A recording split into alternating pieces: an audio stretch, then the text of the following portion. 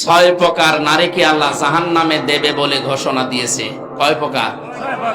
মা বোন যারা এসেছেন খুব ভালো করে শুনবেন, মোবাইল থাকলে সেভ করে নিন।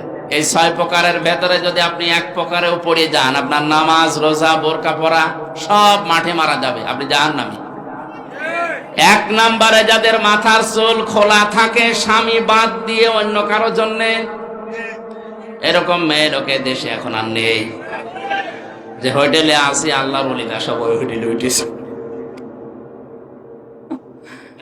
একজন মেয়ে লোক যদি চুল খুলে রাখে, শুধুমাত্র খুলে রাখতে পারবে তার স্বামীর জন্য, স্বামী বাদে পৃথিবীতে কারো জন্য মেয়ে লোকের চুল খুলে রাখা জায়েজ নেই। এমনকি বাবাকেও চুল খুলে দেখানো জায়েজ নেই। এক কথা বুঝতেছেন?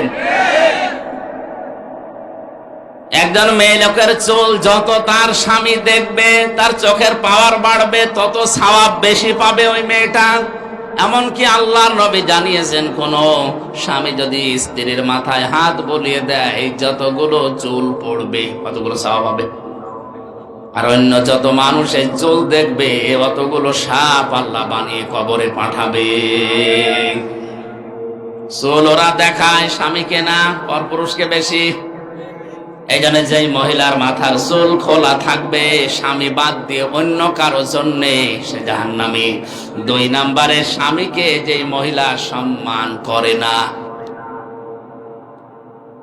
তিন নম্বরে স্বামীকে বাদ দিয়ে দেবর, ননদ বা অন্য কারো সাথে যারা হাসি তামাশায় লিপ্ত থাকে বেশি সময়, স্বামীর কাছে আসলে মুখ গোমরা হয়ে থাকে। আর যদি দেবর পায়, স্বামী গিয়েছে ঘাস কাটতে, বাগে ধরে খাক, আমার দেওরা বেশি থাকে। একটা কবিতা এরকম পড়েছিলাম কোথায় যেন, তো স্বামী ঘাস কাটতে গেছে মাঠে, ওরে বাগে ধরে খেয়ে ফেলুক, আমার দেওরা বেশি থাক। স্বামী বাদ দিয়ে অন্যের সাথে যদি কেউ হাসি তামাশা করে, মজাক করে, আর কি আড্ডা করে, মহিলা জাহান্নামী। চার নম্বরে যে মহিলা অপবিত্রতা থেকে পবিত্রতার খবর রাখে না, শরীর খারাপ হয়েছে, কবে যে পবিত্র হবে ওর খেয়ালই নেই, স্বামীর যে হক আছে ওর মনেও নেই। এই জন্য যখনই শরীর অসুস্থ হবে, সুস্থ হওয়ার পর থেকে নিজেকে পরিষ্কার পরিচ্ছন্ন করে স্বামীর জন্য উপস্থাপন করা লাগবে। পাঁচ নম্বরে মিথ্যা বলে, গীবত করে, এরপরে আবার কসম করে কথায় কথায়। মেয়েদের স্বভাব এটা বেশি, ওরা কিছু হলেই কসম কাটে। কসম যদিও কাটে, আবার ছেলের মাথায় হাত দিয়ে, স্বামীর মাথায় হাত দিয়ে কসম কাটে। এমনকি কাবা শরীফের ছবি টাঙানো বলে কাবার কসম। দুনিয়াতে একজনের নামে শুধু কসম কাটা জায়েজ আছে, কে? বলেন বলেন। আমরা কসম কাটি বড় যে জিনিস, সে জিনিসের উপরে এ দুনিয়ার সব চাইতে বড়, বলেন বলেন। আর আল্লাহ যখন কসম কাটেন, তখন কসম কাটেন ওই জিনিসের সাথে, যে জিনিসের সাথে আমাদের জীবনের সম্পর্ক আছে। আমাদের জীবনের সম্পর্ক আছে সময়ের সাথে। কিসের সময় আছে? এই জন্য আমির হামজা আছে, সময় নেই হামজার দাম। এখন যদি আমার সময় শেষ হয়ে যায়, আপনারাও আমাকে নামিয়ে দেবেন। আর আমার জীবনের সময় যদি শেষ হয়ে যায়, আমাকে মানুষ আর হামজা বলবে না, মরহুম হামজা বলবে। এজন্য মানুষের জীবন সংক্রান্ত কথাগুলো বলতে গিয়ে আল্লাহ জানিয়েছেন, ওয়ালা আসরি ইন্নাল ইনসানা লাফি খুসর। সময়ের কসম, জীবনের কসম, হায়াতের কসম, ইতিহাসের কসম। যেহেতু মানুষের হায়াত আছে, মানুষ আছে, জীবন আছে, মানুষ আছে, এগুলো না থাকলে মানুষের আর দাম থাকে না। এর সম্পর্ক মানুষের জীবনের সাথে রিলেটেড। এই জন্য আল্লাহ মানুষের জীবন সংক্রান্ত কথা বলতে গিয়ে কসম দিয়েছেন হায়াতের, সময়ের। জোরে বলেন সুবহানাল্লাহ। আমরা যেহেতু কসম দিতে পারি শুধুমাত্র আল্লাহ ছাড়া আর কারো নামে না। মা বোন যারা এসেছেন, কসম যদি কাটতেই হয় আল্লাহ নামে কাটবেন। তাছাড়া পৃথিবীর কোন পীর বাবার নামে, কোরআনের নামে, কাবা শরীফের নামে ছেলের মাথায় মেয়ের মাথায় হাত দিয়ে কসম কাটা জায়েজ নেই। 6 নম্বরে যারা অন্যের শোক দেখে জ্বলে,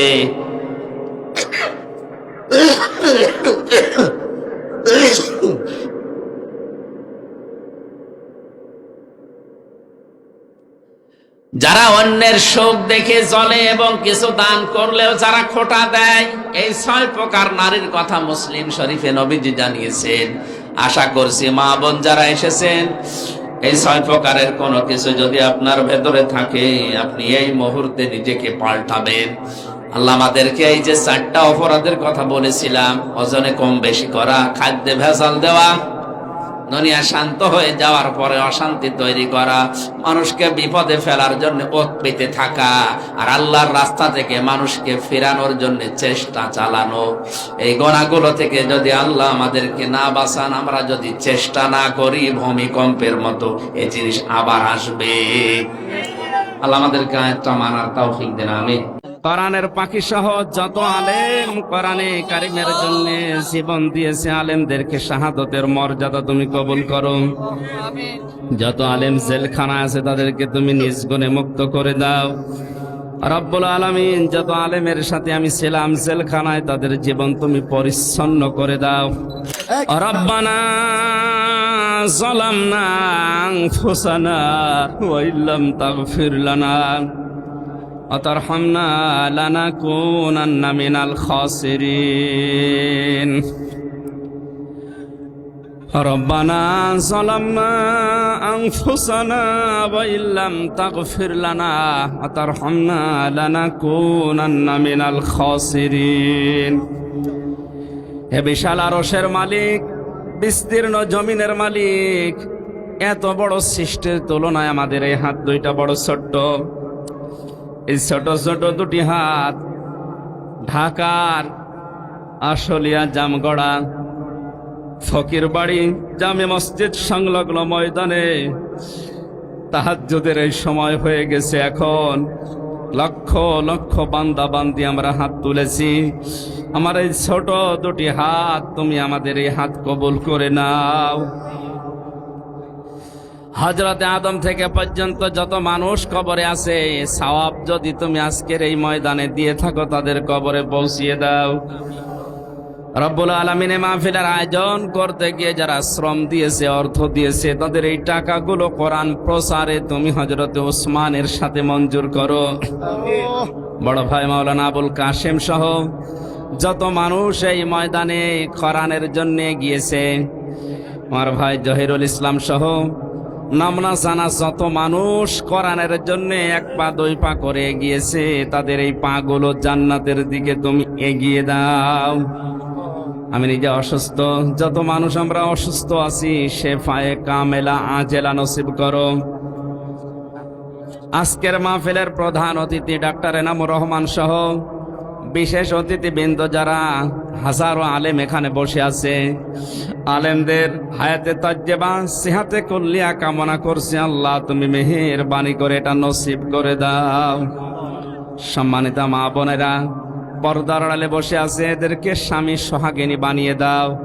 তাদের পেটে আয়েশার মতো, হযরতে আলীর মতো সন্তান তুমি দান করো। রব্বুল আলামিন আমার মা বাবাকে মাফ করে দাও। মাওলানা হোসাইন আহমেদ তার বাবাকে হারিয়েছে, দোয়া চেয়েছে, ক্ষমা করো। জহরুল ভাই তার মায়ের জন্য দোয়া চেয়েছে। দেলাওয়ার হোসেন ভাই তার মায়ের জন্য দোয়া চেয়েছে। নাম না জানা যত মানুষ, হাফিজ ভাই তার মায়ের জন্য, বাবার জন্য, কত মানুষ আজকে দোয়া চাচ্ছিল। আল্লাহ তুমি সবার নেক মকসুদকে পূর্ণ করে দাও।